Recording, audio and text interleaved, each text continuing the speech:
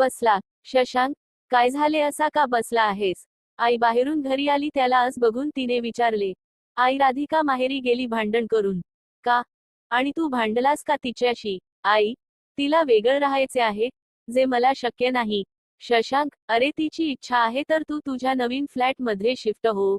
आमची काहीच हरकत नाही. आई, हा तुझा मोठेपणा झाला ग, पण मी इतकाही स्वार्थी नाही आहे. या वयात तुम्हाला एकट सोडून नाही जाऊ शकत. पण शशांक, तुझं आताच कुठे लग्न झालंय? राधिकाची काही स्वप्न असतील ना? तिला तिचा संसार हवा असेल. आता तुम्ही या कारणाने आज भांडून अबोला धरून लांब राहणार का? आमचा नको, राधिकाचा विचार कर. शशांक काही बोलला नाही. राधिका आईकडे आली. आईने तिला बॅग घेऊन का आलीस हे विचारले, तेव्हा तिने शशांक सोबत भांडून आल्याचे सांगितले. राधिका, अग लग्नानंतर खर सुख एकत्र सासरच्या लोकांसोबत राहण्यात आहे. तुझी नोकरी सांभाळून तू घराकडे कधी लक्ष देणार? उद्या तुला मूल झाल्यावर त्याला सांभाळा. याला आजी आजोबा नको का? पाळणा घरात किंवा बाई कामाला ठेवून मुलावर म्हणावे तसे संस्कार होत नसतात. माझंच बघ.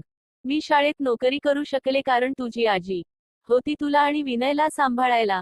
माझं शिक्षण बघूनच आई म्हणाल्या होत्या की तू घरात बसून राहू नकोस, नोकरी कर. राधिका आणि विनयकडे मी बघते. मला कधी बरे वाटत नसेल तेव्हा आईच होत्या ग, ज्या मला गरम गरम जेवण बनवून खाऊ घालायच्या.